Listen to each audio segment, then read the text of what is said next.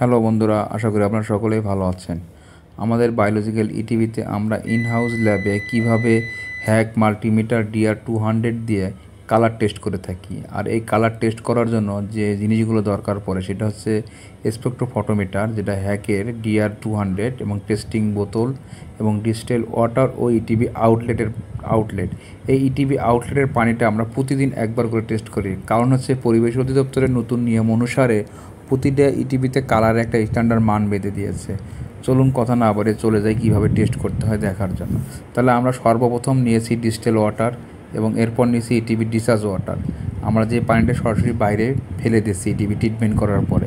এরপরে আমরা দুটো বোতল নিচ্ছি। এই বোতল দুটো হচ্ছে আপনার মিটারের সাথেই থাকে, এবং এখানে যে জিনিসটা আছে এটা হচ্ছে আপনার DR200 মাল্টিমিটার বা স্পেকট্রোফটোমিটার।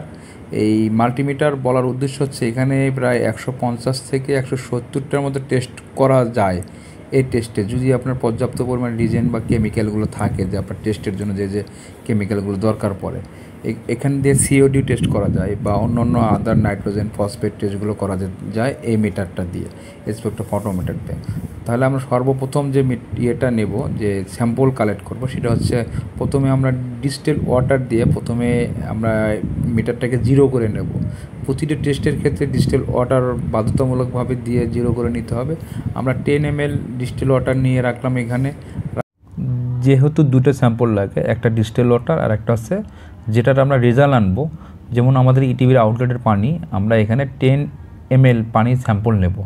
নেওয়ার পর এর মাধ্যমে আমরা স্পেকট্রোফটোমিটারের মাধ্যমে আমরা দেখব আমাদের পানির কালার কত আছে। যদি দুটোই জিনিস সেম, প্রথমে আপনাকে ডিস্টেল ওয়াটার নেওয়ার পর মিটারটাকে জিরো করে নিতে হবে।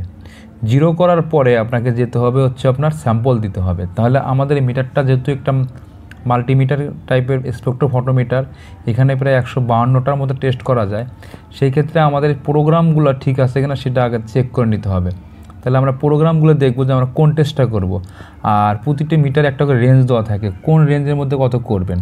যেহেতু আমরা কালার টেস্ট করব, কালার টেস্ট করার ক্ষেত্রে কালারের জন্য আমাদের 455 ন্যানোমিটার, সেক্ষেত্রে 500 ইউনিট পর্যন্ত, মানে 500 পর্যন্ত আপনার এটা রেঞ্জ কভার করবে। এর উপরে গেলে আর আপনার রেজাল্ট আসবে না, আন্ডার রেঞ্জ চলে আসবে।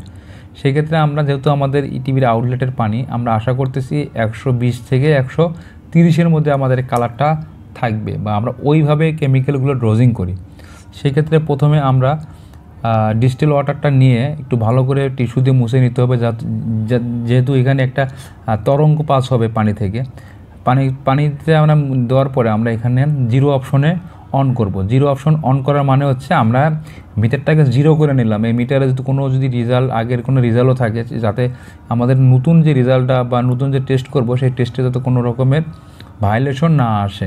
সেক্ষেত্রে আমরা প্রথম জিরো অপশন করে নেওয়ার পরে অলরেডি জিরো কিন্তু চলতেছে। জিরো আসলে এখানে কিন্তু লেখা উঠবে রিড অপশন লেখা আসবে, যেহেতু জিরো হয়ে গেছে আমাদের। এরপরে আমরা আমাদের ওই যে ডিস্টেল ওয়াটারের যে বোতলটা আছে সেটা বের করব।